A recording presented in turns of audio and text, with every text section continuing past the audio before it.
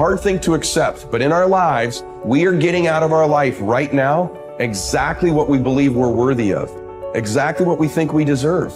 Our life is a direct reflection of our identity, which is the thoughts, concepts, beliefs, values, and worth we hold true to be about ourselves.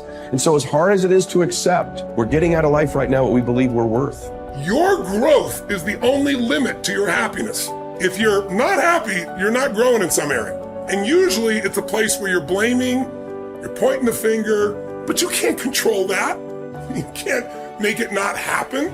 What you have to do is become stronger than any of it so you're free. Freedom comes from growth. Freedom does not come from control. Then you would have to ask yourself, who do I want to be when I open my eyes? Now, the act of answering that question is going to turn on your frontal lobe, and the frontal lobe has connections to all other parts of the brain. And it's interested in answering that question because it is the creative center. So as it begins to scan the landscape of the brain, it can only gather information from things you've intellectually learned or things you've experienced in your life. And it begins to associate those different memories with the question. And when you get enough networks of neurons firing in your brain, you see an image or a picture. That's intention. And then as you begin to live and rehearse who you're going to be, you begin to do that exact same thing. You begin to install neurological hardware in your brain. Repeat it, it becomes a software program, and you begin to behave that way. Now the brain is primed. It's no longer a record of the past. It's a map to the future.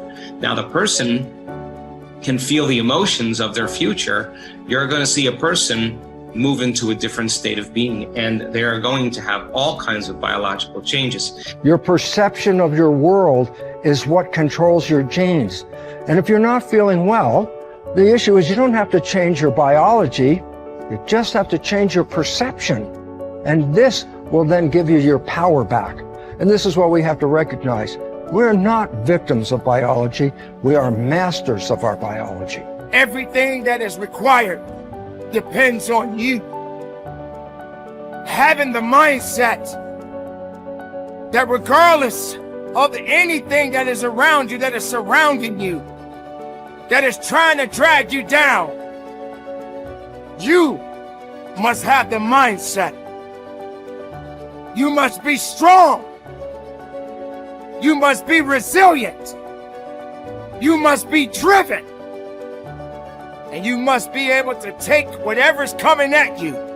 What goes out is what comes back. That all, as you sow, so shall you reap. I mean, it's in every great institution that there is in the world, whether it's a religion or a philosophy or whatever. What you put out is what comes back. Whatever you plant is what you're going to get back. And the more that you put out honesty, just because it's what you are, because you are being honesty, you're not trying to be honest, you are just being honesty, then that's what will come back to you on a regular basis. And when it doesn't, you'll just see that as another test for you to pass. This comes from Einstein. He said, the most important decision any human being must make is whether or not you live in a friendly or a hostile universe. Now, he could have said realization, but he didn't. He said decision. You have to decide, because there is no empirical truth. You don't live in either a friendly or a hostile universe. You decide, and that perception, that viewpoint from which you judge everything else that happens in your life will be colored by whether or not you think it is a universe that is working for you or against you. And it's a choice.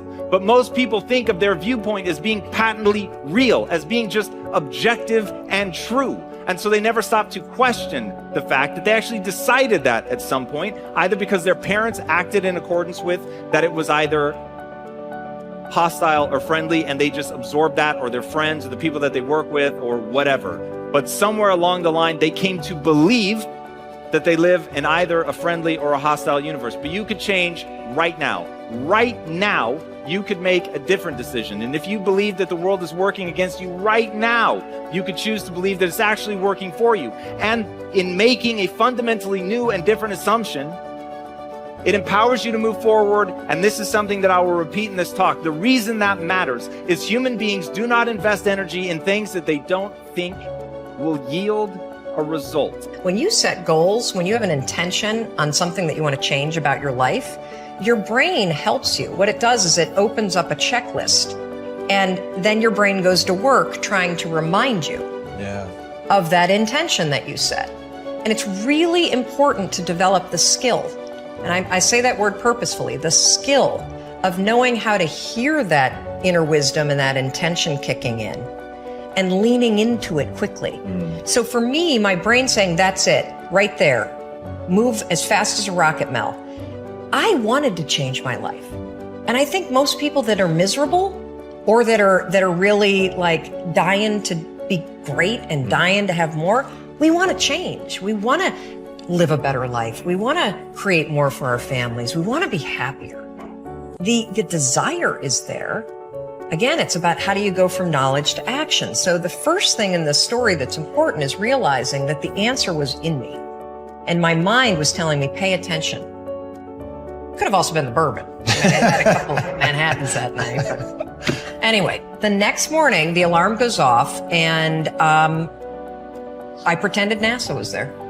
It's the stupidest story. I literally went 5, 4, 3, 2, 1. I counted out loud, and then I stood up. And I'll never forget standing there in my bedroom. It was dark. It was cold. It was winter in Boston. And for the first time in 3 months, I had beaten my habit of hitting the snooze button. I couldn't believe it. And I thought, wait a minute. Counting backwards? That is the dumbest thing I've ever heard in my entire life. Well, the next morning I used it again and it worked. The next morning I used it again and it worked. The next morning I used it again and it worked. And then I started to notice something really interesting. There were moments all day long, just like that 5-second moment in bed, where I knew, knowledge, what I should do. And if I didn't move within 5 seconds, my brain would step in and talk me out of it. Every human being has a 5-second window, might even be shorter for you. You have about a 5-second window in which you can move from idea to action before your brain kicks into full gear and sabotages any change in behavior. Because remember, your brain is wired to stop you from doing things that are uncomfortable or uncertain or scary. It's your job to learn how to move from those ideas that could change everything into acting on. Take action. When you start to walk, talk, dress, and behave like the top people, you soon begin to feel like the top people. You will treat other people like the top people do. You will work the way the top people work. You will start to get the results that the top people get. In no time at all, you will be one of the top people yourself. It may be trite to say, fake it until you make it, but there is a lot of truth to it. Your main job in life is to create the mental equivalent within yourself of what you want to realize and enjoy in your outer world. Your focus must be on creating the beliefs within yourself that are consistent with the great success you want to be in your outer world. You achieve this by challenging your self-limiting beliefs, rejecting them, and then acting as if they did not exist.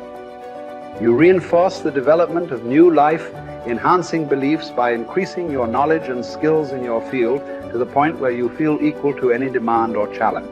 You accelerate the development of new positive beliefs by setting bigger and more exciting goals in every area.